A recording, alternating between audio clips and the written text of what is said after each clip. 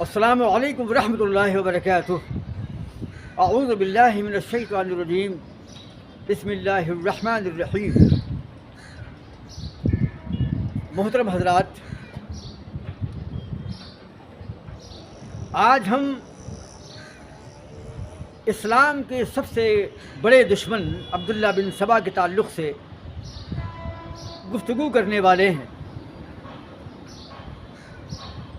عبداللہ بن سبا ایک ایسا عظیم فتنہ تھا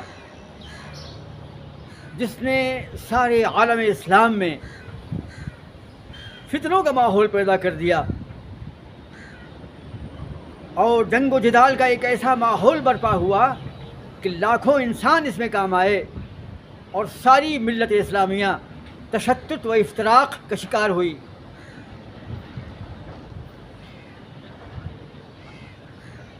اہل السنہ اور شیعہ یہ دونوں ہی اس کے وجود کے قائل ہیں، کم سے کم قدیم شیعہ جو ہیں اس کے وجود کے منکر نہیں ہیں، لیکن جدید دور کے کچھ شیعوں نے عبداللہ بن سبا کا انکار کرنے کی جرأت کی ہے، اور وہ اس لیے کی ہے کیونکہ عبداللہ بن سبا جو ہے شیعیت کا بانی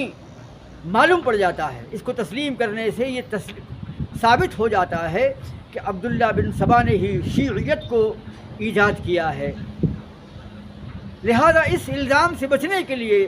جدید دور کے کچھ شیعہ عبداللہ بن سبا کے وجود کا انکار کرتے ہیں، اور چونکہ عبداللہ بن سبا یہودی تھا، یمن کا صنعاء کا یہودی تھا، لہٰذا کچھ یہودیوں نے بھی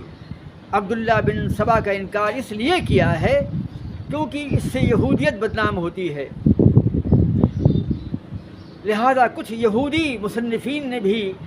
عبداللہ بن سبا کے وجود کو افسانوی قرار دیا ہے۔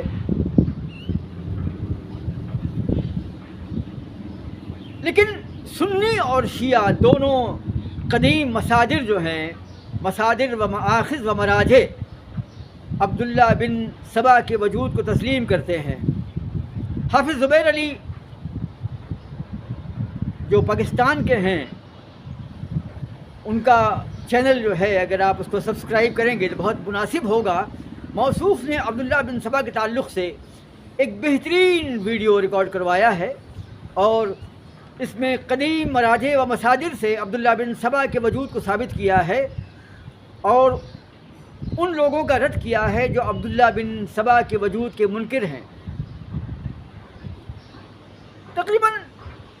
2000 کے بعد، یعنی 2003 یا 2002 کے آس پاس، ممبرا میں ایک مجتہد شمیم نام کا شیعی مجتہد تھا، تو شیعہ نے چیلنج کیا ممبرا کے ان اولین اہل حدیث نوجوانوں کو کہ ہم مناظرہ کرنے کے تیار ہیں۔ لہٰذا ان لوگوں نے مجھے دعوت دی، اور عبداللہ بن سبا بانی مسلک شیعیت ہے، یہی عنوان جو ہے رکھا گیا مناظرے کا۔ یہ مناظرہ ہوا اور 100-150 لوگ جمع ہو گئے، اور شیخ امیر جمعیت اہل حدیث شیخ عبدالسلام سلفی اور نائب ناظم جمعیت اہل حدیث ہند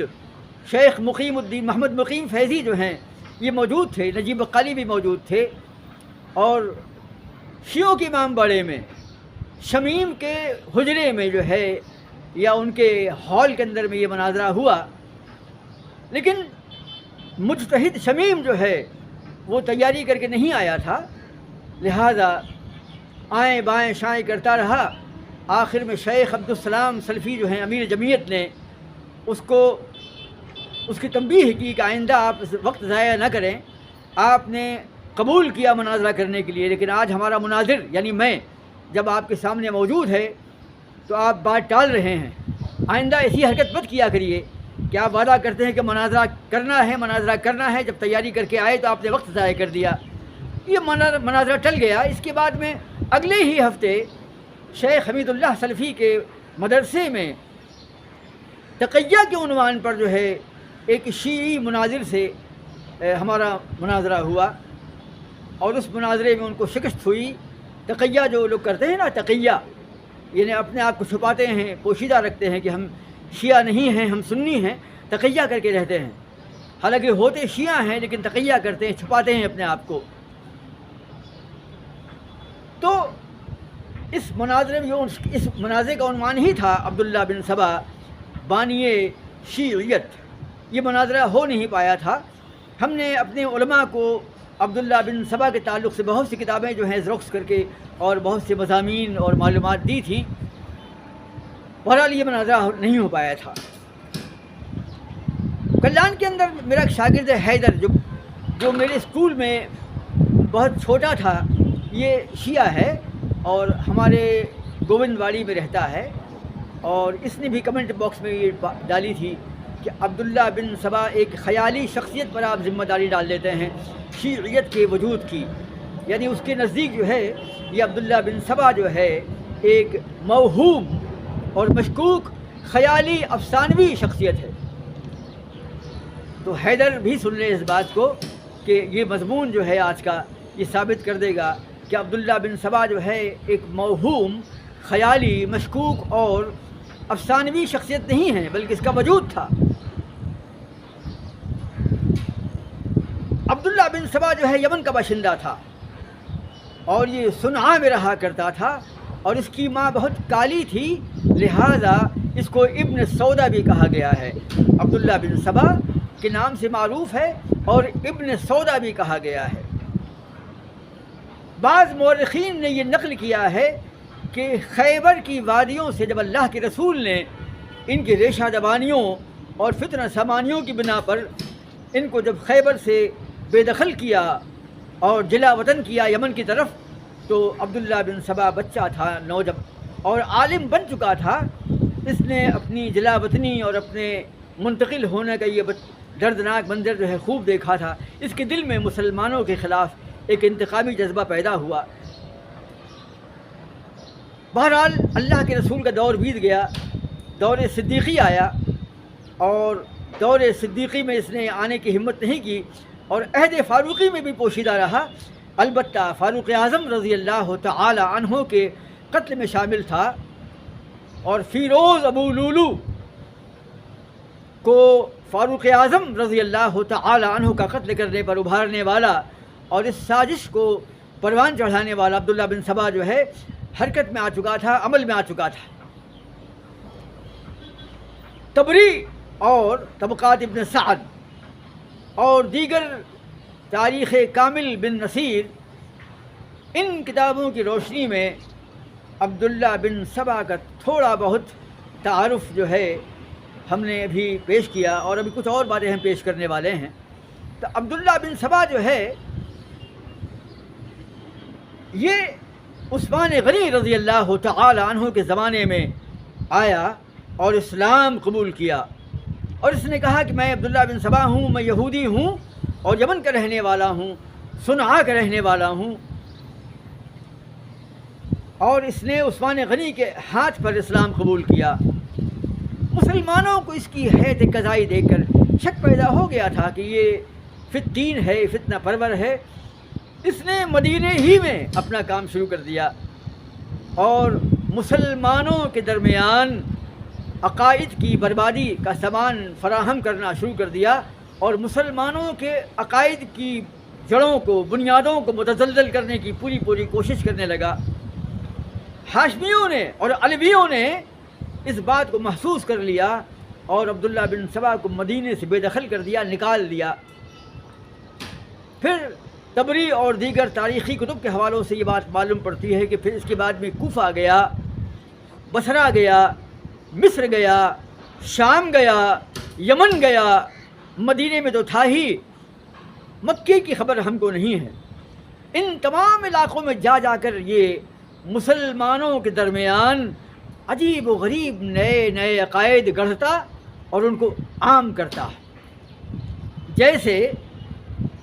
وہ یہ کہتا تھا کہ حیرت ہے، مسلمان جو ہیں اس بات کے قائل ہیں کہ حضرت عیسیٰ قیامت سے پہلے لوٹیں گے، زمین پر دنیا میں آئیں گے، لیکن مسلمان یہ نہیں مانتے کہ اللہ کے رسول محمد الرسول اللہ صلی اللہ تعالی علیہ وسلم جو ہیں لوٹ کر کے آئیں گے، جبکہ حضرت رسول کریم کا لوٹ کے آنا زیادہ اولا اور انسب ہے۔ یہ ایک عجیب و غریب عقیدہ رجعت کہا جاتا ہے، یعنی حضرت عیسیٰ کے مثل اللہ کے رسول کے لوٹنے کا عقیدہ۔ یہی عقیدہ جو ہے حضرت علی کے بارے میں بھی اس کا عقیدہ تھا۔ اس نے یہ عقیدہ بھی پھیلا دیا تھا کہ حضرت علی جو ہیں مرے نہیں ہیں، فوت نہیں ہوئے ہیں، لوٹ کر کے قیامت کے پہلے آئیں گے انشاءاللہ، اور دنیا کو انصاف سے اور عدل سے بھر دیں گے۔ اس نے ایک اور عقیدہ ایجاد کیا کہ 1000 انبیاء آس پاس گزرے ہیں اور ہر نبی کا ایک وصی ہوتا تھا، یعنی نبی کے بعد اس کا وصی، اس کا وارث، اور علی جو ہیں رضی اللہ تعالی عنہ یہ اللہ کے رسول کے وصی ہیں۔ یہ عقیدہ وصایت جو ہے اس نے ایجاد کیا۔ اس نے یہ عقیدہ بھی ایجاد کیا کہ اللہ کے رسول کے بعد میں نبی کا، رسول کا وصی ہونے کی حیثیت سے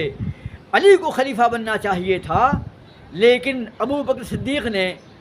عمر فاروق نے اور عثمان نے مل کر کے علی کو بے دخل کر دیا اور سازشیں کی، یہاں تک کہ 2 خلیفہ تو گزر گئے تھے۔ عبداللہ بن سبا تو عثمان غنی کے زمانے میں آیا، ہاں عہد فاروقی میں موجود تھا لیکن کھل کے سامنے نہیں آیا تھا۔ پس منظر میں فاروق اعظم رضی اللہ تعالی عنہ کی شہادت میں کام کر رہا تھا، تو اس نے کہا کہ تینوں خلفاء نے مل کر علی کا حق خلافت غصب کر لیا ہے اور عثمان غنی کو خلافت سے معزول کر دینا چاہیے۔ عثمان غنی جو ہے غاصب خلافت ہے، علی کو اس کے مقام پر ہونا چاہیے۔ یہ عقیدہ بھی اس نے ایجاد کیا۔ اس نے یہ عقیدہ بھی ایجاد کیا کہ بنو امیہ اور بنو ہاشم میں، بنو امیہ نے ہاشمیوں کے ساتھ بھی ناانصافی کی ہے، اور اس نے ایسا اس لیے کیا کیونکہ بنو امیہ اور بنو ہاشم کے بارے میں تاریخ میں مشہور ہے کہ آپس میں ان کے مابین اختلافات تھے، جھگڑے ہوتے رہا کرتے تھے۔ ابھی جھگڑے کیسے تھے انشاءاللہ مستقبل ہم بتائیں گے آپ کو۔ تو اس نے قدیم جاہلی عصبیت اور جاہلی مابینی عداوت کو بھی پیش کیا، اور ہاشمیوں کو، علویوں کو بنو امیہ کے خلاف بھڑکانے کی پوری کوشش کی۔ اس نے یہ عقیدہ بھی ایجاد کیا کہ حضرت علی کی موت نہیں ہوئی ہے بلکہ اللہ نے ان کو غائب کر دیا ہے، اور قیامت کے پہلے وہ جی اٹھیں گے، یا جہاں بھی ہوں گے وہاں سے آئیں گے اور دنیا کو عدل اور انصاف سے بھر دیں گے۔ اس نے یہ عقیدہ بھی ایجاد کیا کہ آسمانوں میں، بادلوں میں حضرت علی رضی اللہ تعالی عنہ قیام کرتے ہیں۔ جب یہ بادلوں کو دیکھتے ہیں شیعہ تو کہتے ہیں السلام علیکم یا امیر المومنین، اے علی آپ پر سلام ہو۔ اور جب بجلی چمکتی ہے، جب بادل گرجتے ہیں تو کہتے ہیں کہ یہ علی کی آواز ہے، اور بجلی کے کڑکنے کو بولتے ہیں یہ علی کا کوڑا ہے۔ عجیب و غریب اس نے عقیدے جو ہے ایجاد کیے۔ پھر عبداللہ بن سبا جس مقام پر جاتا، بصرے میں گیا تو بصرہ میں مسلمانوں کے مابین ان عقائد باطلہ کو رائج کرتا، اس کی ترویج و اشاعت کرتا، اور اس شہر کے چھوڑنے کے پہلے اپنا ایک نائب یا ایک امیر جو ہے متعین کر دیتا، جو اس کے جانے کے بعد میں وہاں کے گمراہ مسلمانوں کو، یعنی جو مسلمان اس کے شیعہ بن جاتے تھے، ان کو مینٹین کرنے کے لیے، ان کو منظم کرنے کے لیے، ان کی تنظیم و تنسیق کرنے کے لیے وہ اپنا ایک نائب جو ہے بنا جاتا۔ جیسے کہ بصرہ کا تھا حکیم بن جبلہ، اور کوفے کا جو نائب تھا عبداللہ بن سبا کا وہ مالک اشتر، اور مصر کا بھی ایک تھا، اس کا نام اس وقت یاد نہیں آ رہا۔ اس طریقے سے الگ الگ علاقوں میں اس نے اپنے نمائندے جو ہیں، ایجنٹ متعین کر دیے تھے۔ تو جس شہر میں جاتا وہاں پر اپنی بدعقیدگی اور اپنے فاسد عقائد باطلہ جو ہیں یہ پھیلا دیتا۔ ملک شام میں تو اس کی چل نہیں پائی، کیونکہ وہاں پر امیر معاویہ رضی اللہ تعالی عنہ نے اس کے فتنے کو بھانپ لیا تھا، جان لیا تھا، وہاں اس کی چال نہیں چل پائی۔ اور مدینے کے تو ہاشمیوں نے اس کو باہر نکال دیا تھا۔ حالانکہ ہاشمی اور علویوں نے تو نکالنا نہیں چاہیے تھا کیونکہ علی کے حق میں تھا، لیکن وہ ان کے عقائد صحیح تھے اور وہ جانتے تھے کہ یہ بدتمیز آدمی جو ہے گمراہ کن ہے، مضل ہے، گمراہ کرنے والا ہے۔ ہاں البتہ کوفے میں اور مصر میں جو ہے اس کی جو تحریک ہے بہت چلی، خاص طور سے مصر میں جو ہے اس کی تحریک نے بہت عروج حاصل کیا، اس لیے کہ مصر جو ہے یہ فرعونوں کی سرزمین ہے اور فتنوں کا مرکز رہی ہے، لہذا سب سے زیادہ قوت اور زور جو ہے اس کو مصر میں حاصل ہوا۔ کوفے کی زمین بھی اس کے لیے زرخیز ثابت ہوئی، اس لیے کہ کوفے کے اندر میں کوفہ کی جو تاریخی اور جغرافی بناوٹ ہے، اگر ہم اس پر ابھی بولیں گے تو عنوان سے ہٹ جائیں گے، لہذا کوفہ کی سرزمین بھی مصر کے بعد جو ہے زرخیز، اس کے بعد بصرہ، پھر شام۔ تو کوفہ، مصر اور بصرہ یہ عبداللہ بن سبا کی سبائی تحریک کے مراکز تھے۔ اس لیے جہاں یہ عقائد باطلہ اور فاسدہ اور ایجاد کیے، وہیں پر اس نے اپنے نائبوں کو اور اپنے ماننے والے اپنے شیعوں کو جو ہے یہ تنبیہ کی اور تاکید کی کہ تم ہر شہر کے عثمان غنی کے جو عمال ہیں، جو حکام ہیں، گورنرز، ان کے اندر عیب تلاش کرو، ان کی کمیوں کو، ان کی غلطیوں کو جو ہے پکڑو، بلکہ منسوب کرو غلط طور پر، اور عثمان غنی کی مذمت کرو، ان کے عیبوں کو بیان کرو، اور یہ کہو کہ ان کے عمال جو ہیں بے ایمان ہیں، کرپشن کا شکار ہیں، رشوت خور ہیں، بے دین ہیں، بے نمازی ہیں، نمازوں میں تساہل برتتے ہیں، تساہل و تغافل جو ہے نیک اعمال میں کرتے ہیں۔ اس طریقے سے اس نے مصر ہے، کوفہ ہے، بصرہ ہے اور مختلف علاقوں کے جو لوگوں کے جو عمال تھے ان میں عیب تلاش کرنا شروع کر دیے، اور لکھ لکھ کر کے ایک دوسرے کو سینڈ کرنا بھی شروع کر دیا۔ بصرہ کے لوگ کوفے کے لوگوں کو، کوفے کے لوگ بصرہ کے لوگوں کو، اور بصرہ کے لوگ جو ہیں شام کے لوگوں کو، اور شام کے لوگ جو ہیں مصر کے لوگوں کو خطوط لکھتے تھے، اور وہ خطوط پڑھے جاتے تھے اور یہاں سے وہاں منتقل ہوتے تھے، اور سماج میں ایک ابتری کا ماحول، ایک بدنظمی کا ماحول جو ہے پیدا کرنے کی کوشش کرتا تھا عبداللہ بن سبا۔ عبداللہ بن سبا نے اس کے بعد جو ہے خطوط لکھنا بھیجے، خطوط لکھ لکھ کر کے بھیجے عثمان غنی کے پاس، اور ایک خط نہیں بے شمار خطوط جو ہیں عثمان غنی کے پاس جو ہیں مدینے میں آنا شروع ہو گئے، اور وہ خطوط جو ہیں اس بات کے غماز تھے کہ آپ کے عمال جو ہیں، حاکم، گورنر جو ہیں، یہ بد دین ہیں، بے عمل ہیں اور کرپٹڈ ہیں، کرپشن کا شکار ہیں۔ حضرت عثمان غنی رضی اللہ تعالی عنہ نے مختلف شہروں میں اپنے نمائندے بھیجے، محمد بن مسلمہ ہیں، عبداللہ بن عمر کو غالباً یمن بھیجا، ملک شام بھیجا، اور ابو سعید خدری کو بھیجا، الگ الگ صحابہ کو جو ہے ان علاقوں میں روانہ کیا جہاں کی شکایات ان کو موصول ہوئی تھیں۔ وہ وہاں پہنچے تو وہاں ماحول کو صحیح پایا، وہاں کے عمال سے جب ملے تو عمال نے کہا کہ کچھ فتنہ پرور، کچھ فتنہ سامان جو ہیں یہاں پر ابتری پیدا کر رہے ہیں، مسلمانوں کے بیچ میں تشدد و افتراق پیدا کرنے کے درپے ہیں۔ وہ لوگ مطمئن ہو گئے، اور جب وہ لوگ لوٹے تو سب نے خبر دی عثمان غنی کو کہ تمام شہروں میں امن قائم ہے اور آپ کے خلاف ماحول بالکل نہیں ہے۔ البتہ عمار بن یاسر جو ہیں رضی اللہ تعالی عنہ، وہ مصر بھیجے گئے تھے، وہاں پر مصر میں عمار بن یاسر کو ان شیعوں نے، بلوائیوں نے، سبائیوں نے متاثر کر لیا تھا، اور عمار بن یاسر رضی اللہ تعالی عنہ ایک عظیم صحابی ہیں۔ آل یاسر نے جو اسلام کے دفاع میں، ڈیفنس میں جو کفار مکہ کے جو عذاب سہے ہیں، اللہ کے رسول نے دعائیں فرمائیں ان کے لیے، جتنی تکلیف اور جتنے مظالم کا شکار یہ خاندان ہوا ہے، ان کی ماں، ان کے باپ، خود یہ کوئی اور نہیں ہوا، لیکن عمار بن یاسر جو ہیں شیعی اور سبائی سرگرمیوں کا شکار ہو گئے۔ اور وہ لوٹ کر کے نہیں آئے، بصرہ سے، کوفہ سے اور مختلف علاقوں سے وہ جو لوگ گئے تھے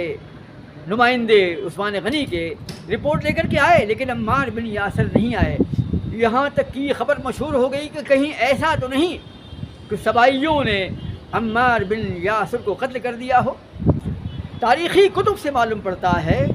کہ عمار بن یاسر رضی اللہ تعالی عنہ کو اس حد تک متاثر کر دیا تھا کہ وہ عثمان غنی کو سب و شتم کرتے تھے، عثمان غنی کو برا بھلا کہتے تھے۔ لیکن اس روایت کے جو دو راوی ہیں اس کی ملاقات جو ہے مخبر سے نہیں ہے، یہ مقطوع سند ہے، یہ روایت جو ہے کمزور ہے، ضعیف ہے، ناقابل عمل ہے، لہذا یہ بات نہیں مانی جا سکتی کہ عمار بن یاسر رضی اللہ تعالی عنہ اس حد تک پہنچ گئے تھے، عثمان غنی کو سب و شتم کرتے تھے، گالی بکتے تھے، نہیں۔ ہاں، عثمان غنی کے بارے میں کچھ باتیں ایسی کرتے تھے وہ لوگ کہ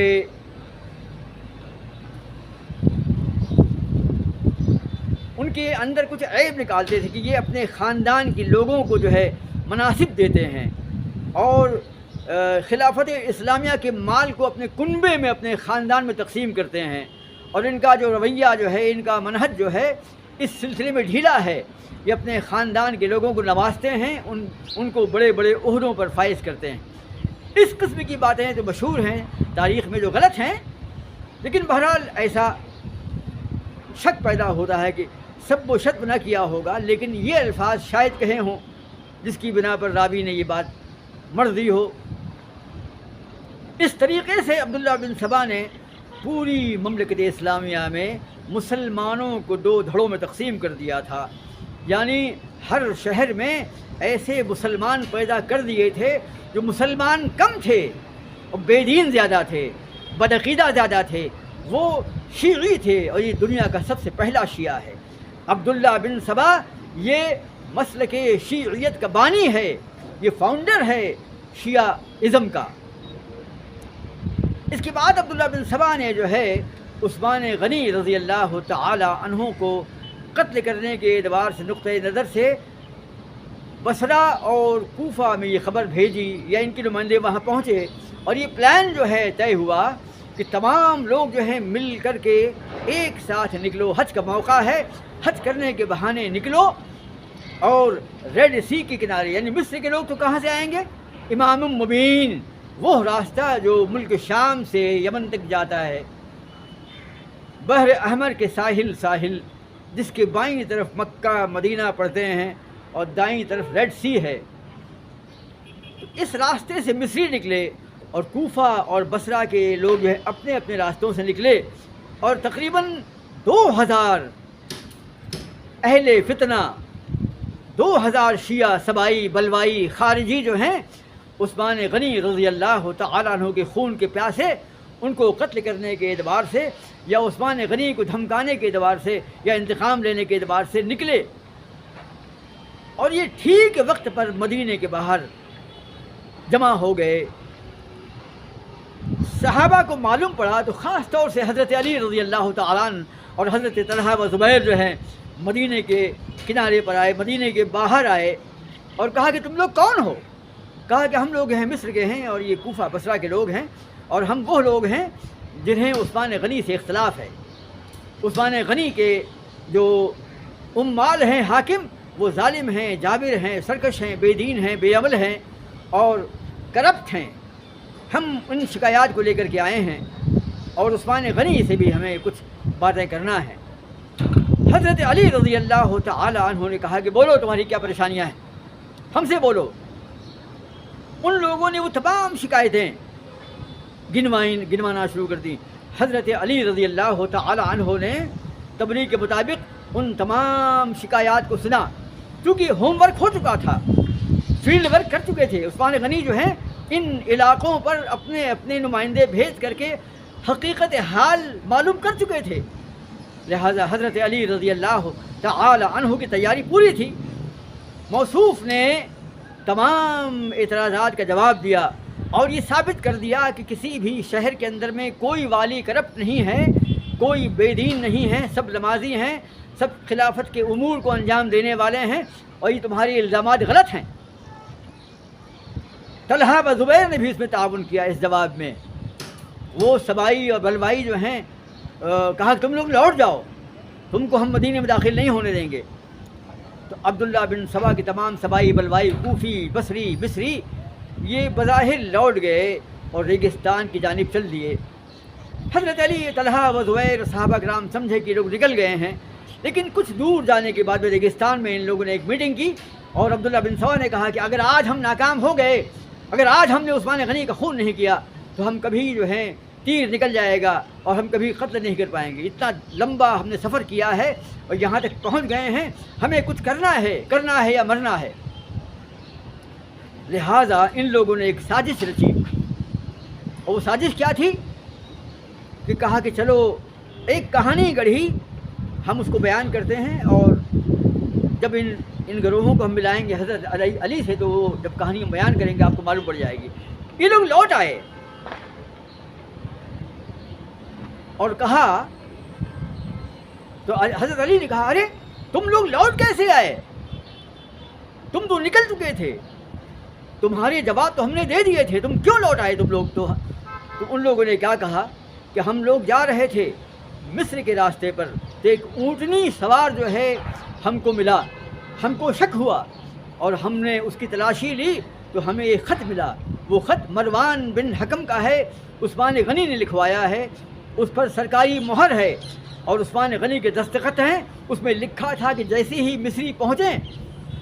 تو وہاں کا جو والی مصر ہے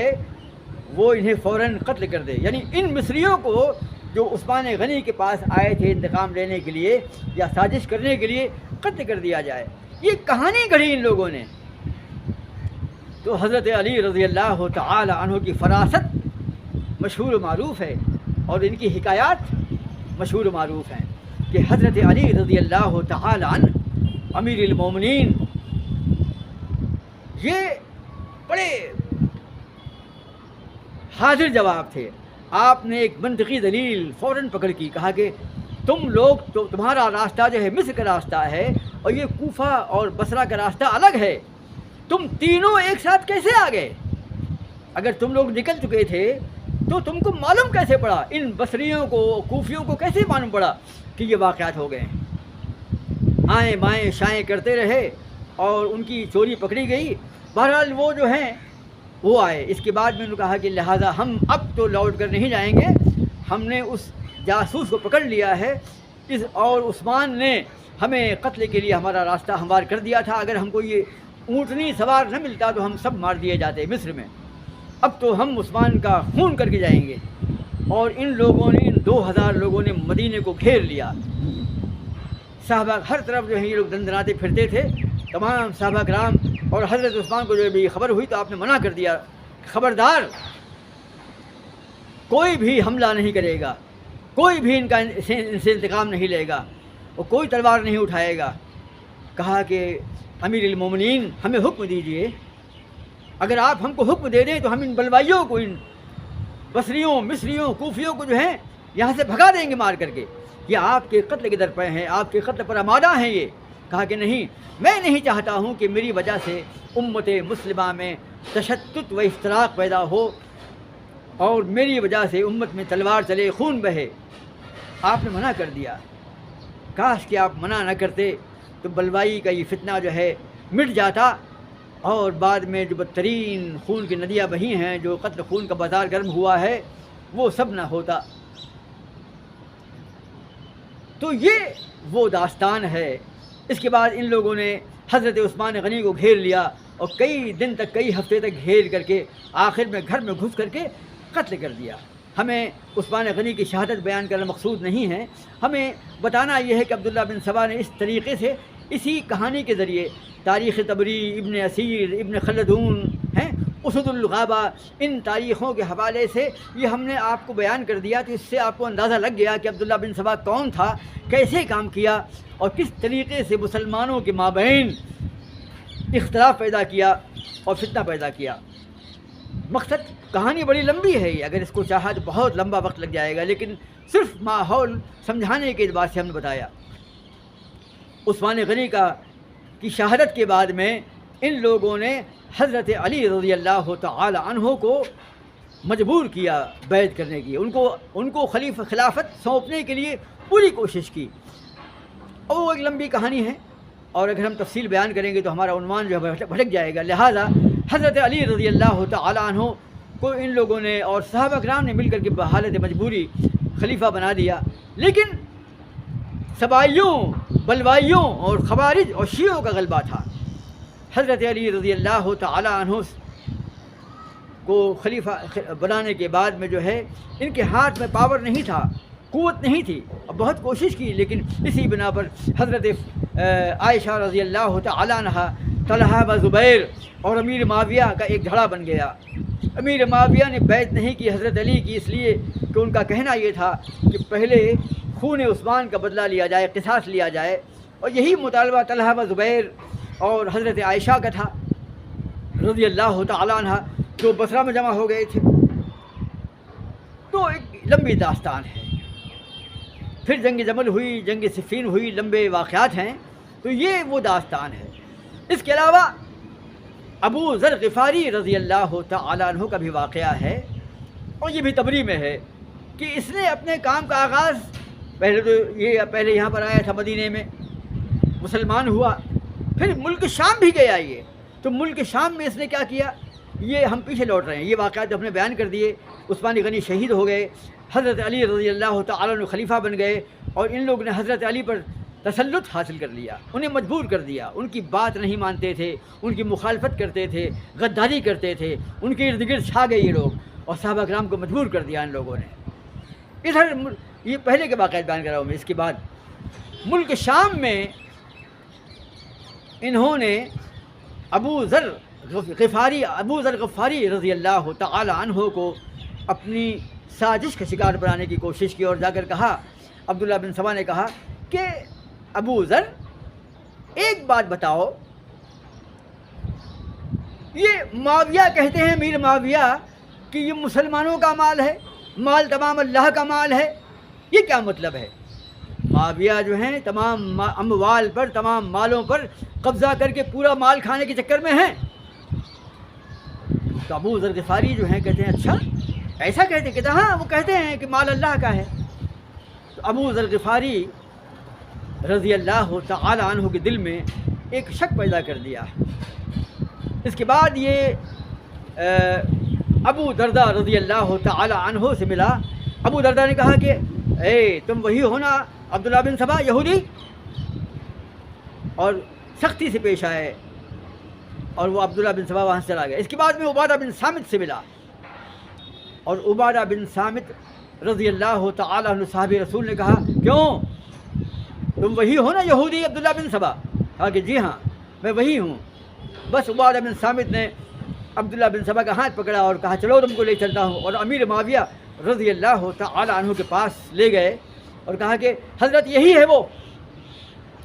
یہی ہے عبداللہ بن سبا ابن سودا، اس کالی کا بیٹا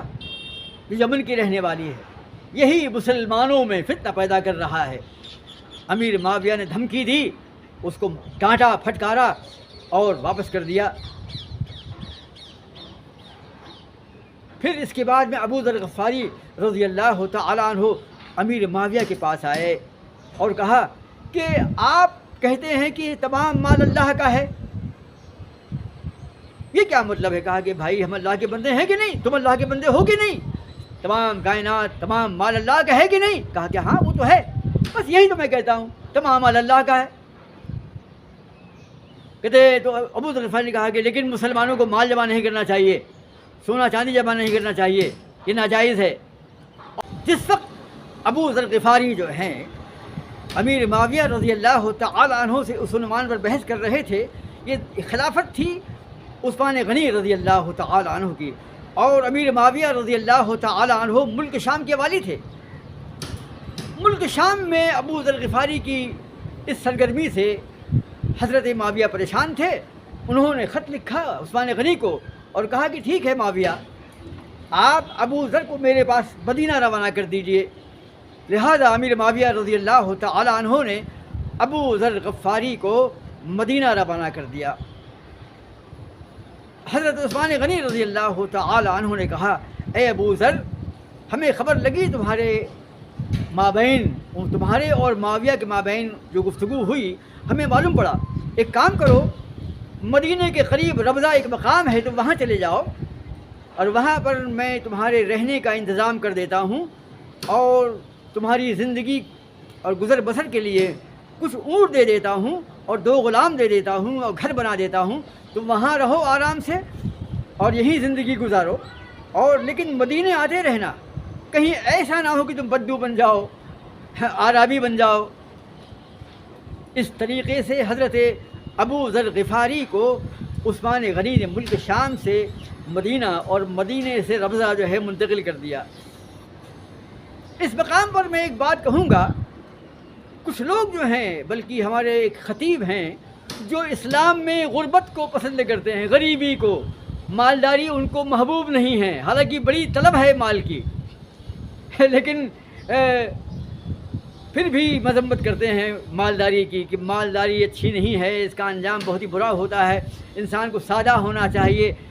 کم پیسہ میں کام چلنا چاہیے، موٹا جھوٹا کھانا چاہیے، کپڑا جو ہے سادہ پہننا چاہیے، ایسی باتیں، یعنی غربت کی تائید کرتے ہیں وہ اسلام میں۔ تو اس ایپیسوڈ میں جو ابو ذر غفاری اور امیر معاویہ کے بیچ میں ہوا، ان خطیب صاحب کے لیے درس ہے، درس نصیحت ہے، درس عبرت ہے کہ حضرت ابو ذر غفاری جو ہیں وہ مال جمع کرنے کے مخالف تھے، لیکن امیر معاویہ رضی اللہ تعالی عنہ اس کے قائل نہیں تھے، اور عثمان غنی رضی اللہ تعالی عنہ نے ابو ذر غفاری کو اس لائق نہیں سمجھا کہ ان نظریات کے ساتھ وہ ملک شام جیسے ترقی یافتہ ماحول میں جئیں، لہذا ان کو ملک شام سے منتقل کیا مدینے، اب مدینے سے ربضہ منتقل کر دیا۔ خیر، یہ تو واقعات تھے کہ کس طریقے سے عبداللہ بن سبا نے جو ہے مسلمانوں کے بیچ میں شک پیدا کرنا چاہا، صحابہ کرام کو گمراہ کرنا چاہا، ادھر عمار بن یاسر کو متاثر کیا اور یہاں پر ابو ذر غفاری کو متاثر کیا، اور محمد بن ابو بکر صدیق کو تو پہلے متاثر کر چکے تھے یہ لوگ جنہوں نے عثمان غنی کے قتل میں حصہ لیا تھا، لیکن ڈر کے بھاگ گئے تھے شرم کی بنا پر۔ تو اس طریقے سے عبداللہ بن سبا کا یہ فتنہ جو ہے بہت پھیلا۔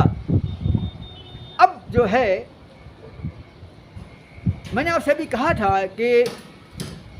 یہودی اور شیعہ جو ہیں اس بنا پر انکار کرتے ہیں کہ وہ بدنام ہو جائیں گے کہ عبداللہ بن سبا اتنا کمینہ، اتنا بڑا ظالم و جابر، اتنا بڑا فتنہ پرور جو ہے، یہ بانی ہے شیعیت کا، اور یہودیوں کو یہ برا لگا کہ یہودیت بدنام ہو جائے گی، تو یہودیوں میں سے کچھ لوگوں نے انکار کیا اس کے وجود کا اور کہا کہ یہ افسانوی اور خیالی ایک شخصیت ہے، اور یوں ہی کچھ شیعوں نے جو ہے جدید دور کے انکار کیا کہ یہ ایک موہوم اور خیالی شخصیت ہے۔ لیکن قدیم مراجع و مصادر و مآخذ جو ہیں عبداللہ بن سبا کے بارے میں، چاہے وہ سنیوں کے ہوں چاہے وہ شیعوں کے ہوں، دونوں ہی عبداللہ بن سبا کے وجود کو ثابت کرتے ہیں، اور تمام کتابیں جو ہیں اس بات کا ثبوت ہے۔ ویسے ایک بات کہوں آپ سے، عبداللہ بن سبا کا انکار کرنا کوئی نئی بات نہیں ہے۔ ارے عیسائیوں نے تو اور بہت سے جدید دور کے لوگوں نے تو حضرت عیسیٰ علیہ السلام کے وجود سے انکار کیا، وہ کہتے ہیں کہ یہ موجود تھے ہی نہیں، بائبل کے باہر عیسیٰ کے وجود کو ثابت کرنا مشکل ہے، اور یوں ہی کہتے ہیں کہ حضرت موسیٰ کا وجود بھی بائبل کے باہر ہسٹوریکلی ثابت نہیں ہے۔ جی ہاں، اور محمد شیخ جو آج کا جدید دور کا ایک کمینہ انسان ہے، وہ تو اللہ کے رسول کے وجود کا منکر ہے، کہتے ہیں کہ محمد بن عبداللہ کوئی پیدا ہی نہیں ہوئے۔ جی ہاں، ابھی زندہ ہے وہ، اور ہمارے علماء جو ہیں اس سے مقابلہ کر رہے ہیں، اس نے بھی ہزاروں لاکھوں سبسکرائبر پیدا کر لیے ہیں یوٹیوب کے اندر میں۔ وہ تو اللہ کے رسول کا منکر ہے کہ ان کا وجود تھا۔ ارے بہت سے لوگ تو سکندر کا انکار کر دیں، بھائی پورس کا انکار کر دیں، چندر گپت موریہ کا انکار کر دیں، اشوک کا انکار کر دیں، گوتم بدھ کا انکار کر دیں۔ ہاں، جو تاریخی جو ما قبل تاریخ یعنی پری ہسٹورک ایج جو ہے، اس دور میں جو تاریخ ہے اس کا انکار تو انسان چاہے تو کر سکتا ہے کہ جب تاریخ محفوظ نہ تھی، لیکن جب تاریخ محفوظ ہونا شروع ہو گئی اس دور میں یہ سب کچھ ہونے کے بعد میں کہتے ہیں کہ وہ موجود نہیں۔ اور ڈین گبسن، ارے ڈین گبسن کے بارے میں تو میرا دو ویڈیو بھی ہیں اور انٹرنیشنل یہ ٹاپک بن گیا ہے۔ ڈین گبسن تو کہتا ہے کہ اللہ کے رسول مکے میں پیدا ہی نہیں ہوئے، وہ تو پیٹرا میں پیدا ہوئے تھے۔ اردن میں پیٹرا سٹی میں مکہ تھا، وہ پورا ویڈیو آپ نے دیکھا ہے، ہمارے اس میں ہے چینل کے اندر میں۔ تو انکار کرنے والے تو بہت کچھ ہے، انکار کر دیتے ہیں جو چاہیں، لیکن ہسٹوریکلی جو شخصیات ثابت ہو جائیں وہ تو سب کو معلوم ہے۔ بہرحال تو عبداللہ بن سبا جو ہے اس کے بارے میں کچھ لوگوں نے انکار کرنے کی کوشش کی ہے، اور وہ یہ ایک بات کہتے ہیں کہ تبری جو ہے وہ اکیلا مصدر ہے۔ عبداللہ بن سبا کے جعلی اور فیک ہونے کا ثبوت یہ ہے کہ محض تبری ہی کے اندر میں سیف بن عمر راوی کی بنیاد پر اس کا وجود ثابت ہوتا ہے، اور سیف بن عمر سے پہلے کسی مورخ نے عبداللہ بن سبا کا ذکر نہیں کیا۔ یہ کچھ شیعہ کہتے ہیں، کچھ سبائی کہتے ہیں، لیکن یہ بہت ہی بڑا خیال باطل ہے۔ سیف بن عمر جو ہے عبداللہ بن سبا کے وجود پر جو ہے اکیلا راوی نہیں ہے، اور وہ یہ بھی کہتے ہیں کہ سیف بن عمر جو ہے وہ تاریخی اعتبار سے مشکوک ہے، مخدوش ہے، اور ساقط الاعتبار ہے، ناقابل یقین ہے اور ناقابل حجت ہے۔ یقیناً تبری کا راوی جو ہے عبداللہ بن سبا کے تعلق سے سیف بن عمر ہے۔ مورخ تبری نے عبداللہ بن سبا اور کربلا اور صفین اور جمل کے واقعات کا دار و مدار جو ہے سیف بن عمر اور لوط بن یحییٰ کے اوپر رکھا ہے۔ یہ دو راوی ہیں، تو لوط بن یحییٰ بھی تو کذاب ہے اور جلا بھنا شیعہ ہے اور ناقابل اعتبار ہے، لیکن علامہ تبری نے جو ہے اس کو یہ عزت بخشی ہے۔ تو لوط بن یحییٰ جو جلا بھنا شیعہ ہے، البتہ سیف بن عمر کے بارے میں یہ نہیں کہا گیا کہ شیعہ ہے۔ البتہ ابن حبان نے اور امام حاکم نے اس پر زندیقیت کا الزام لگایا ہے کہ یہ زندیق تھا۔ ویسے علامہ ابن حجر نے تقریب التہذیب کے اندر میں فرمایا ہے کہ یہ حدیث میں ضعیف ہے لیکن تاریخ میں قابل اعتبار ہے، تاریخ میں ثقہ ہے لیکن حدیث میں ضعیف ہے۔ اور حافظ ذہبی نے بھی اس کو متروک بتلایا ہے کہ یہ تاریخ میں بھی مشکوک ہے۔ ویسے حافظ زبیر نے ذہبی کا یہ قول پیش کیا ہے، اور ذہبی کا وہ صفحہ بھی دکھلایا ہے اپنے ویڈیو کے اندر میں، کہ ذہبی نے بھی یہ کہا ہے کہ تاریخ میں سیف بن عمر جو ہے وہ قابل اعتبار ہے۔ سیف بن عمر نے کتاب بھی لکھی تھی، الفرق و وقعۃ الجمل، یعنی الفتنہ و وقعۃ الجمل، تو یہ سیف بن عمر نے لکھی تھی۔ اور لوط بن یحییٰ کی کتاب مقتل حسین بھی چھپ چکی ہے، یہ میرے پاس موجود ہے، اور وقعۃ الجمل جو ہے نہیں ہے، البتہ اسی عنوان پر عرب کی کتاب میرے پاس میں ہے، عربی میں کتاب ہے وقعۃ الصفین نام سے۔ تو سیف بن عمر جو ہے اکیلا راوی نہیں ہے، لوط بن یحییٰ بھی ہے۔ تو عبداللہ بن سبا کا وجود جو ہے تبری کے ذریعے فقط سیف بن عمر کا محتاج نہیں ہے، بلکہ اس کے پہلے بھی عبداللہ بن سبا کے زمانے میں موجود ایسے علماء اور ایسے فضلاء اور ایسے شعراء موجود تھے جنہوں نے اس زمانے میں رہ کر کے، اس سے ملاقات کر کے، اس کو دیکھ کر کے تاریخ کو لکھا ہے۔ اور حافظ زبیر نے اپنے چینل کے اندر میں، اپنے ویڈیو میں بڑی تفصیل سے اس کا ذکر کیا ہے۔ لہذا آشا ہمدان جو ہے ایک ہے کتاب دیوان اعشا ہمدان. یہ آشا ہمدان جو ہے یہ 30 ہجری میں پیدا ہوا اور یہ بنو امیہ کے بڑے شعراء میں تھا، بڑے ادبا میں سے تھا، بڑا ادیب تھا. اور اس نے مختار بن عبید ثقفی کا جو فتنہ چلا تھا اس کا انکار کیا. اس نے جو انقلاب پیدا کرنے کی کوشش کی تھی، خاندان حسین کے خون کا انتقام لینے کے لیے مختار بن عبید ثقفی نے جو مہم چلائی تھی اس کی مذمت کی ہے آشا ہمدان نے، اور یہ کہا کہ مختار کے شیعہ جو ہیں مختار کی کرسی کو لیے گھومتے ہیں، اور ان لوگوں نے حضرت موسیٰ کے تابوت سکینہ کو مقام دے دیا ہے مختار کی کرسی کو. اور یہ لوگ جو ہیں جہاں مختار جاتا ہے کرسی لے کر جاتے ہیں اس کو وہاں برکت کے لیے، اور جنگ میں بھی اس کا استعمال کرتے ہیں. ان کا یقین ہے کہ جیسے تابوت سکینہ بنی اسرائیل لیے پھرتے تھے برکت کے لیے،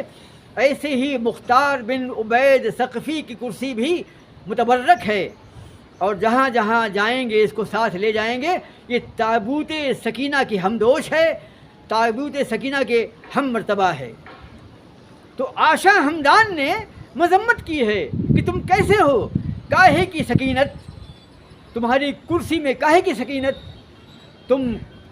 کافروں کے عقیدے کے ماننے والے ہو، تم ظالم ہو، تم بدعتی ہو، تم بدعقیدہ ہو، ایسا کہہ کر کے آشا ہمدان نے مذمت کی ہے. اور حافظ ذہبی نے بھی اپنے سیر و اعلام النبلا کے اندر میں جو ہے فرمایا ہے کہ یہ ایک عظیم شاعر ہے. پہلے قراء میں تھا، شعراء میں تھا، بعد میں یہ علماء میں شمار ہوا اور قراء میں شمار ہوا، اور بہت ہی بڑا فصیح البیان طریق اللسان تھا. اور اس کا جو کلام ہے دیوان بہت مشہور ہے، سن 83 میں غالباً جو ہے یہ چھپ چکا ہے. تو اس نے اپنے اس دیوان کے اندر میں ایک شعر میں کچھ کہا ہے جس کا ترجمہ یہ ہے کہ اے مختار، تو ظالم ہے، تو بدعقیدہ ہے، اور تو نے اپنی کرسی تیار کروائی ہے، اور تو سمجھتا ہے کہ یہ کرسی جو ہے بابرکت ہے، کاہے کی سکینت اور کاہے کی برکت. تو عبداللہ بن سبا کے کا ماننے والا ہے، تو سبائی ہے عقیدے کے اندر میں. اس طریقے سے شعر میں خطاب کر کے آشا ہمدان نے، آپ کو معلوم ہے عبداللہ بن سبا کے زمانے کے ہیں آشا ہمدان. کہاں ہیں وہ لوگ جو کہتے ہیں کہ تبری جو ہیں 370 میں انتقال کیا، اور تبری کے زمانے میں سیف بن عمر اکیلا راوی ہے. اس نے کیسے خبر دے دی عبداللہ بن سبا کی؟ عبداللہ بن سبا تو خلافت راشدہ کے بعد کے دور میں موجود ہے. تو یاد رہے آپ کو، حافظ ذہبی نے اور ابن حجر نے آشا ہمدان کا تذکرہ پیش کیا ہے، اور آشا ہمدان جو ہے یہ شاعر عبداللہ بن سبا کا ہم زمانہ ہے، اور اس زمانے میں رہ کر کے یہ عبداللہ بن سبا کے بارے میں بتا رہا ہے کہ عبداللہ بن سبا یمن کا رہنے والا تھا. تو یہ ابن سودا کے نام سے مشہور تھا، کالی کا بیٹا، اور یہ صنعا کا رہنے والا تھا. اور اس نے اب عثمان غنی کے زمانے میں اسلام قبول کیا، پھر کوفہ گیا، بصرہ گیا، مصر گیا. یعنی آشا ہمدان نے عبداللہ بن سبا کا ذکر کیا ہے. آشا ہمدان کے بعد ایک اور شاعر جو 30 ہجری میں پیدا ہوئے تھے اور عبداللہ بن سبا کا ہم زمانہ ہے، یہ شاعر فرزدق. یہ شاعر جو ہے بہت ہی مشہور و معروف ہے، اور علامہ ذہبی نے اپنے سیر و اعلام النبلا کے اندر اس کا ذکر کیا ہے. یہ فرزدق جو ہے یہ عبداللہ بن سبا کا ہم زمانہ ہے. اسی کے زمانے میں رہ کر کے اپنے شعر میں عبداللہ بن سبا کا تذکرہ کرتا ہے، عبداللہ بن سبا کا تعارف کرواتا ہے، اور اس کے عقائد باطلہ کا رد کرتا ہے. لہذا یہ کہنا غلط ہے کہ تبری نے صرف سیف بن عمر کے حوالے سے عبداللہ بن سبا کا ذکر کیا ہے اور بس ایک ہی ذریعہ ہے. نہیں، درجنوں ذرائع و وسائل ہیں اور اس زمانے کے ارباب ہیں جو عبداللہ بن سبا کے ہم زمانہ ہیں۔ فرزدق جو ہے یہ ہشام بن عبد الملک کا درباری شاعر تھا یا ان کا مصاحب تھا۔ حج کے موقع پر حضرت زین العابدین رضی اللہ تعالی عنہ حج کرنے کے لیے آئے تھے اور ہشام بن عبد الملک بھی حج کرنے کے لیے آیا تھا۔ تو حجر اسود کو بوسہ دینے کے موقع پر جب لوگوں نے دیکھا کہ امام زین العابدین جو ہیں وہ بوسہ دینے کے درپے ہیں یا اس کی کوشش کر رہے ہیں، لوگ دائیں بائیں ہونے لگے ادب کی وجہ سے۔ تو لوگوں نے کہا ہشام بن عبد الملک سے کہ یہ کون صاحب ہیں، اتنا شاندار لباس پہنے ہیں، اتنی اچھی خوشبو لگائے ہیں، یہ کون ہیں؟ تو ہشام بن عبد الملک نے کہا کہ مجھے نہیں معلوم، حالانکہ جانتے تھے وہ لیکن انکار کر دیا۔ تو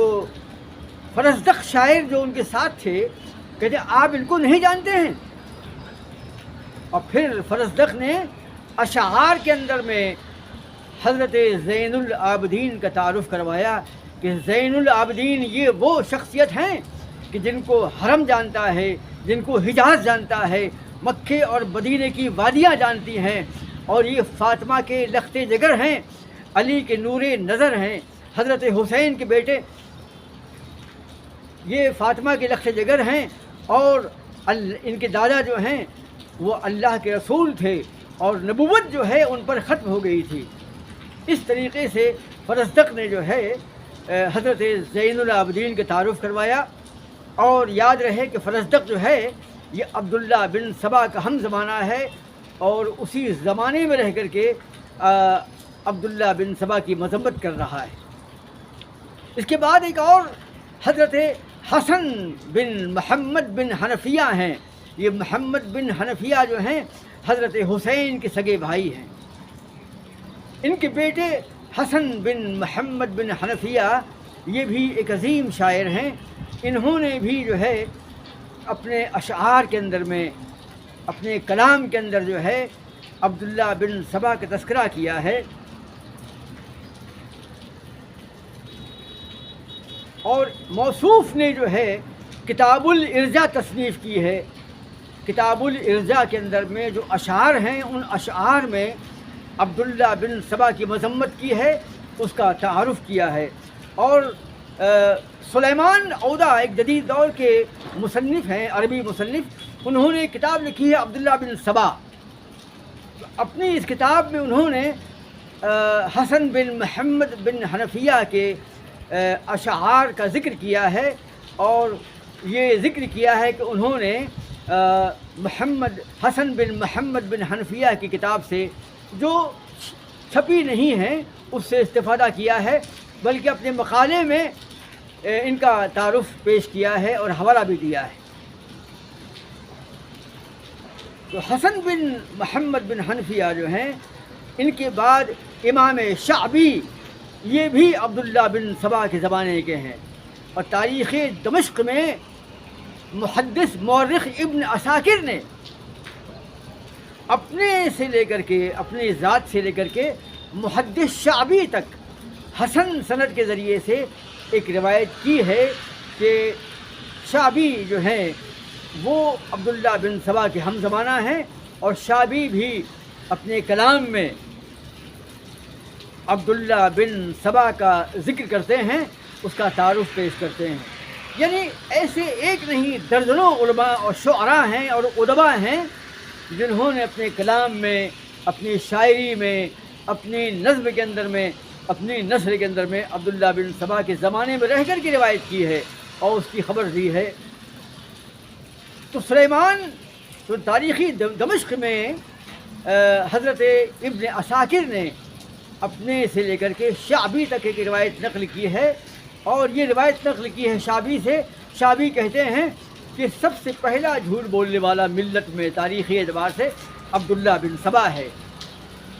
ایک اور روایت پیش کی ہے شعبی نے، امام شعبی نے، کہ حضرت علی رضی اللہ تعالی عنہ ممبر پر تشریف لائے اور کہا کہ یہ عبداللہ بن سبا کون ہے؟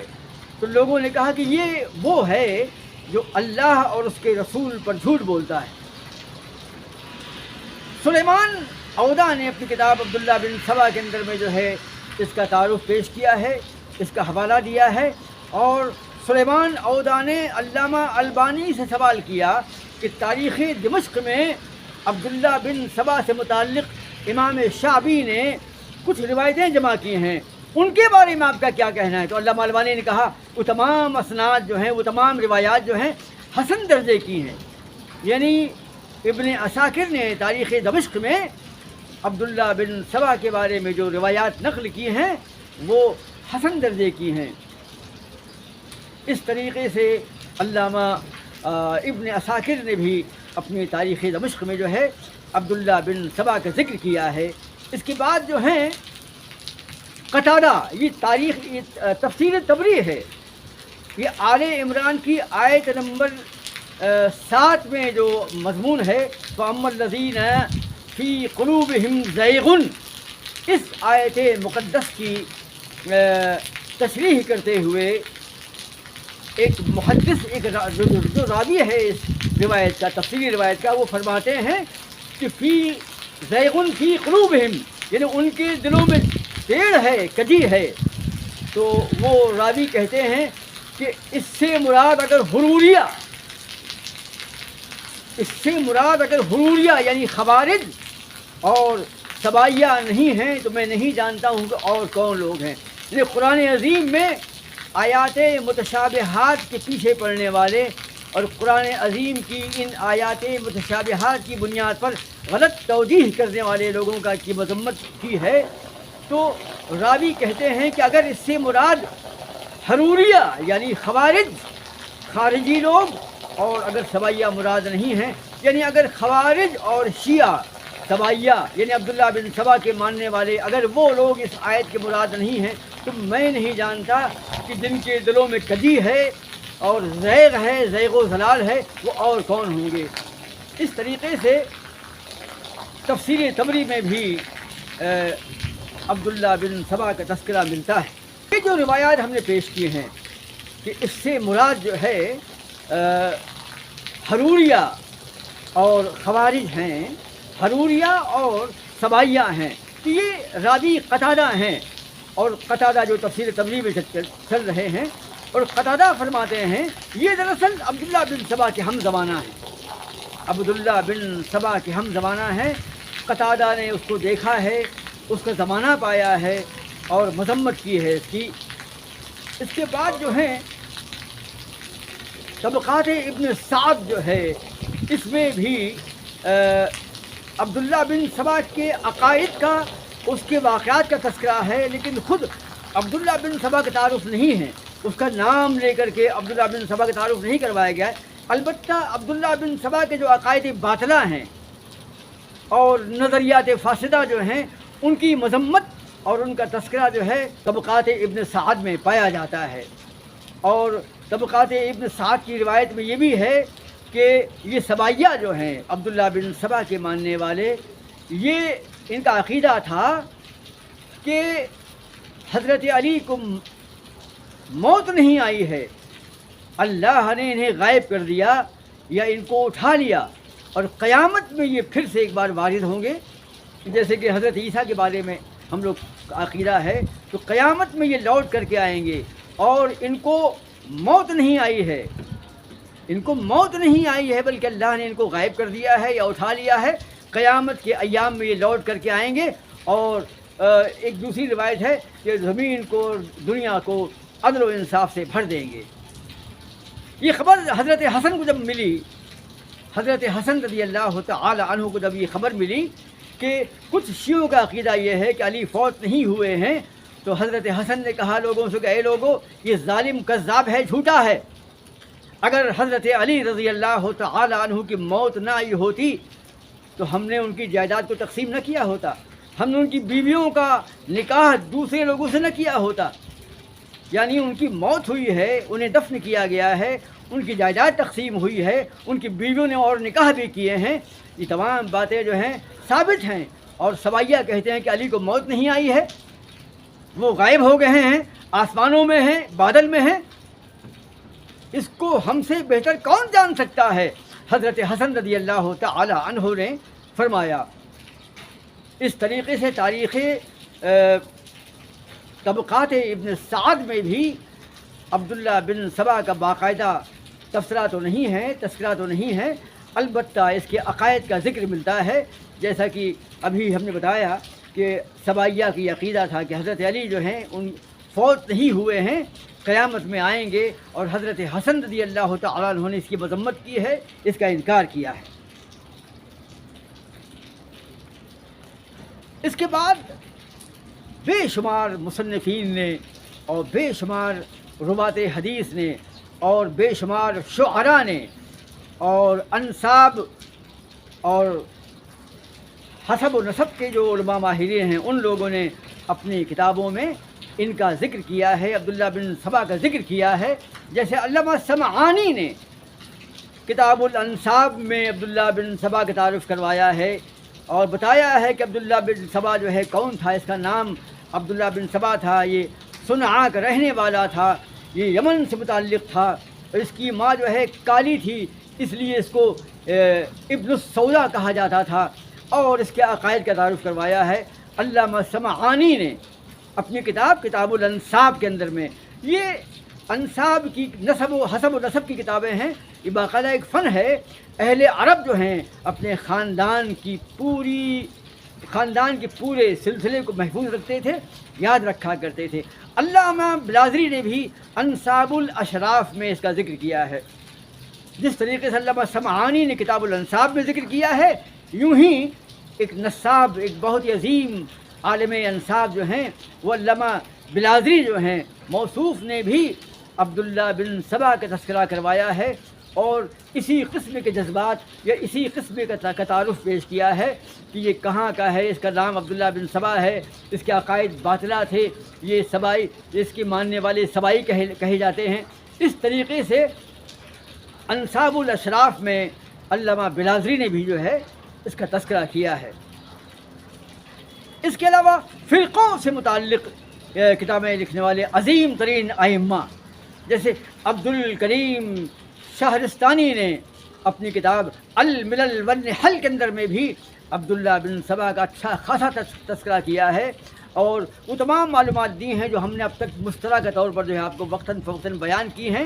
کہ اس کے عقائد کیا تھے، اس نے کس طریقے سے صحابہ کرام کی مذمت کی اور مسلمانوں میں اختلاف پیدا کیا اور مسلمانوں میں خون ریزی پیدا کرنے کے اسباب پیدا کیے، اور اس کے عقائد باطلہ تھے، عقائد فاسدہ تھے۔ یہ تمام باتیں عبد الکریم شہرستانی نے اپنی کتاب میں نقل کی ہیں۔ اس کے علاوہ ابن حزم نے بھی اپنی کتاب الفصل بین الفرق میں غالباً جو اس کا نام ہے، اس میں جو ہے عبداللہ بن سبا کا تذکرہ کیا ہے اور تعارف پیش کیا ہے۔ ابن قتیبہ نے بھی اپنی کتاب کے اندر میں جو ہے اس کا ذکر کیا ہے، اور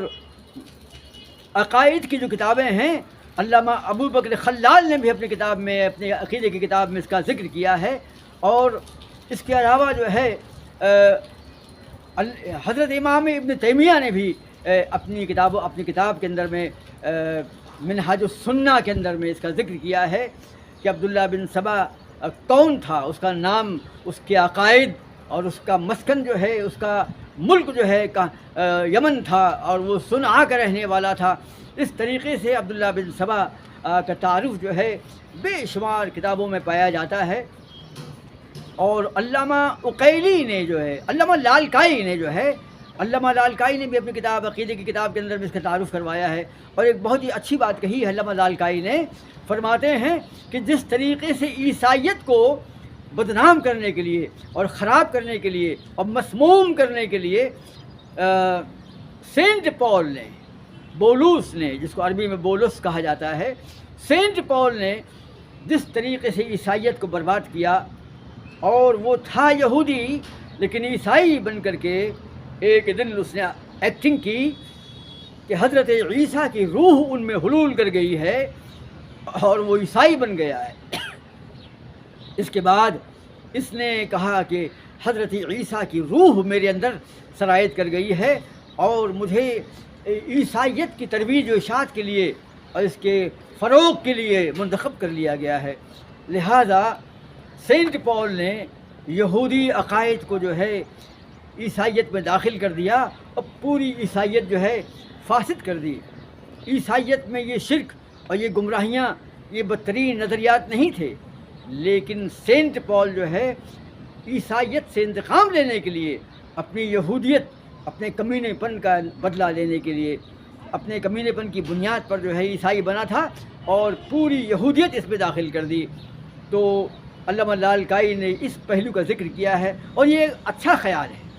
اس کے پہلے جن علماء نے اپنی کتابوں کے اندر میں جو تعریف کیا تھا وہ عام تھا، لیکن علامہ لالکائی کی یہ تجزیہ جو ہے، انالیسس جو ہے، مجھے بہت پسند آیا۔ اور یقیناً یہ بات حق ہے کہ یہودی سینٹ پال عیسائی بن کر کے عیسائیت کی بربادی کا ذمہ دار بنا۔ ایسے ہی عبداللہ بن سبا بھی جو ہے وہ یہودی تھا، بالکل ویسے ہی جیسے سینٹ پال تھا یہودی، یہ بھی یہودی تھا اور یہ مسلمان ہوا عبداللہ بن سبا حضرت عثمان کے زمانے میں، اور اس نے ان تمام بدلوں کو لے لیا، ان تمام انتقاموں کو لے لیا جو اس کے مطابق جس کی ذمہ داری اس پر تھی۔ تو عبداللہ بن سبا نے مسلمانوں کے عقائد کو برباد کیا، مسلمانوں کی معیشت کو برباد کیا، مسلمانوں کے اتفاق و اتحاد کو تباہ و برباد کیا، مسلمان خلفاء کو لڑایا، مسلمانوں کو آپس میں لڑایا، اور اسلام میں عقائد باطلہ و نظریات فاسدہ کی شمولیت کی۔ اس طریقے سے جو ہے یہ عبداللہ بن سبا ہے۔ تو جو لوگ جو ہیں عبداللہ بن سبا کے اس کردار سے واقف نہیں، وہ تاریخ کو ہلکے میں لیتے ہیں، لیکن قدیم مورخین نے اور جدید مورخین نے اور قدیم دور کے خطبہ نے اور آج کے خطبہ نے جو بڑے گہرے ہیں، بڑی گہرائی سے اسٹڈی کرنے کے عادی ہیں، وہ قدم قدم پر جو ہیں اس بات کا لحاظ رکھتے ہیں۔ اور لوط بن یحییٰ یعنی عبداللہ بن سبا نے عیسائیت کو منظم کیا۔ عبداللہ بن سبا پہلا عیسائی تھا، پہلا شیعہ تھا۔ اس نے شیعی مسلک کی داغ بیل ڈالی، اس میں الوہیت کا عقیدہ ڈالا، جس کو ماننے والے آج کے شیعہ مسلک میں ایک نصیری فرقہ ہے، وہ حضرت عیسیٰ کی، حضرت علی کی الوہیت کا قائل ہے کہ حضرت علی جو ہیں الہ تھے، اور یہ عقیدہ جو ہے عبداللہ بن سبا نے ایجاد کیا تھا۔ تو عبداللہ بن سبا کے نظریات جو ہیں فاسد تھے۔ ہم نے اپنے خطبے کے آغاز میں اس کا ذکر کیا تھا کہ عبداللہ بن سبا کے عقائد کیا تھے۔ اس کے بعد میں حضرت عثمان رضی اللہ تعالی عنہ کی تاریخ بیان کرنے کے سلسلے میں جو ہے عبداللہ بن سبا کے بہت سے واقعات آ گئے تھے۔ اس کے بعد عبداللہ بن سبا کے تعلق سے جو ہمارے علماء نے اور ائمہ نے اور قدیم نصابوں نے اور قدیم علماء نے، شعراء نے، ادباء نے، علماء نے جو اپنی کتابوں میں اس کا تعارف کروایا ہے۔ خاص بات یہ ہے کہ اس بات کو ذہن نشین کیجئے کہ کچھ لوگ کہتے ہیں کہ تبری میں خالی سیف بن عمر کی روایت سے عبداللہ بن سبا کا وجود ملتا ہے اور لوگوں نے اس کا نہیں۔ تو ہم نے آپ کے سامنے یہ تمام تفصیلات پیش کی ہیں۔ اس میں کتنے علماء ایسے ہیں جو تبری سے ماخوذ نہیں ہیں، کتنے علماء کی تفصیلات جو ہیں جو تبری سے ماخوذ نہیں ہیں۔ کچھ ادباء ہیں، کچھ شعراء ہیں، کچھ علماء ہیں، کچھ ائمہ ہیں، کچھ نصاب ہیں، کچھ فرقوں پر لکھنے والے ائمہ ہیں۔ سب نے اپنے اپنے طور سے جو ہے عبداللہ بن سبا کا ذکر کیا ہے، اور لہٰذا ہمیں اس سبائی تحریک سے بچنا چاہیے۔ دنیا کے آج اس پرفتن دور میں ایک طبقہ پیدا ہو چکا ہے جو تاریخی روایات میں بڑا متساہل واقع ہوا ہے، بڑا لاپرواہ واقع ہوا ہے۔ وہ تاریخی روایات کا مطالعہ جو ہے بڑی سادگی سے کرتا ہے۔ اس کے نزدیک کسی تاریخی روایت کا کسی کتاب میں ہونا ہی کافی ہے نقل کرنے کے لیے، جبکہ ایسا نہیں ہونا چاہیے۔ مولانا مودودی نے یہی غلطی کی کہ بس انہوں نے اپنے من پسند روایات،